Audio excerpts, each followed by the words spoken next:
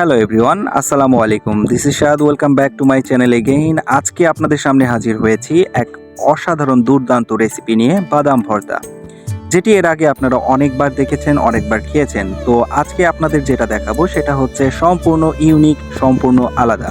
তো এখানে আপনারা যে ইনগ্রিডিয়েন্টসগুলো দেখতে পাচ্ছেন, এটা হচ্ছে পেঁয়াজ কুচি, এটা হচ্ছে রসুন কুচি, এটা হচ্ছে সবুজ মরিচ, আর এটা হচ্ছে লাল মরিচ। এই হলো অপশান, আর এইটা হচ্ছে সেই স্পেশাল বাদাম যেটা দিয়ে ভর্তা হবে। বরাবরের মতোই বাদাম ভর্তা একটি দুর্দান্ত রেসিপি, আর এই রেসিপি দিয়ে ভাত খেলে অবশ্যই আপনারা যারা এক থাল ভাত খান তারা 5 থাল ভাত খেয়ে ফেলবেন নিঃসন্দেহে।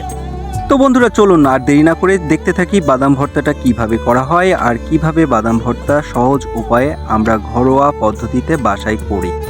প্রথমত একটি গরম কড়াইয়ে হালকা সরিষার তেল দিয়ে দিবেন, এবং এই সরিষার তেলটি ততক্ষণ ধরে আঁচ দিতে থাকবেন যতক্ষণ ধরে এই সরিষার তেলের উপরে হালকা ধোঁয়া না বের হচ্ছে।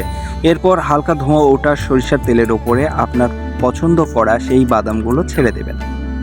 এইবার ছেড়ে দেওয়ার পর আপনাকে ততক্ষণ ধরে এইটাকে নাড়তে হবে যতক্ষণ ধরে এর ওপরে একটি লাল আস্তরণ না পড়ছে। অর্থাৎ এই বাদামগুলোর কালার যখন একটু হালকা চেঞ্জ হয়ে যাবে তখনই আপনাকে বুঝতে হবে এগুলো নামিয়ে ফেলতে হবে। তো আমার এটা হয়ে গেছে, আমি নামিয়ে নিয়েছি। অলরেডি বাদাম ভাজা কমপ্লিট হয়ে গেছে। এরপর আমাকে আরেকটা কাজ করতে হবে, সেটা হচ্ছে এই যে রসুন কুচিগুলো, এগুলোও হালকা তেলে ভেজে নিতে হবে, এবং ততক্ষণ ধরে ভাজতে হবে যতক্ষণ না এর শরীর বাদামি রঙের হয়ে আসছে। আর মনে রাখতে হবে অবশ্যই যেন চুলার আঁচটা একটু হালকা মাধ্যমে থাকে।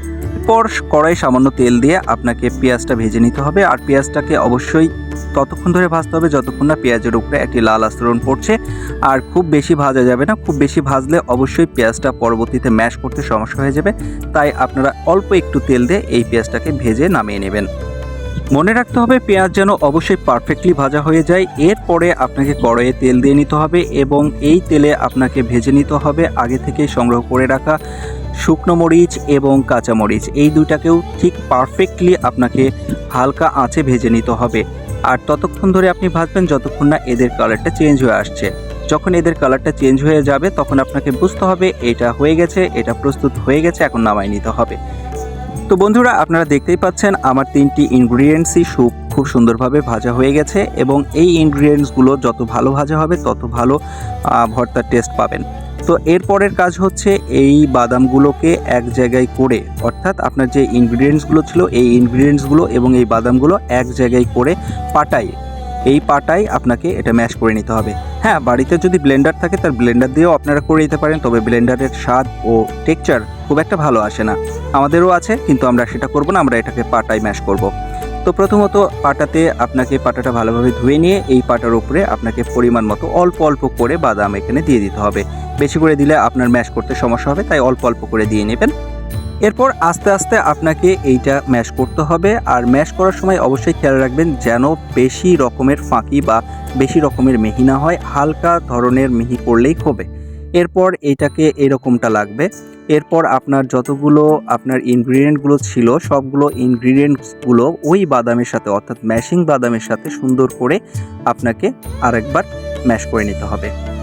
যখন সবগুলো মশলা একসাথে ম্যাশ করা হবে, এরপরে এই মশলাগুলো আপনি আপনার ওই বাদামের ওপরে দিয়ে দিবেন, এবং ততক্ষণ ধরে এটাকে নাড়তে থাকুন বা ততক্ষণ ধরে এটাকে ম্যাশিং করুন যতক্ষণ না এর গা থেকে একটু রস বেরিয়ে আসছে, অর্থাৎ এটাকে হালকা একটু আঠালো টাইপের করে নিতে হবে।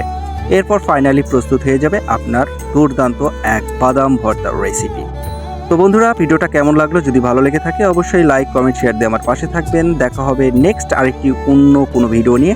সেই পর্যন্ত আপনারা সুস্থ থাকুন, ভালো থাকুন, আর আমার মতন বাদাম ভর্তা তৈরি করে উপভোগ করতে থাকুন।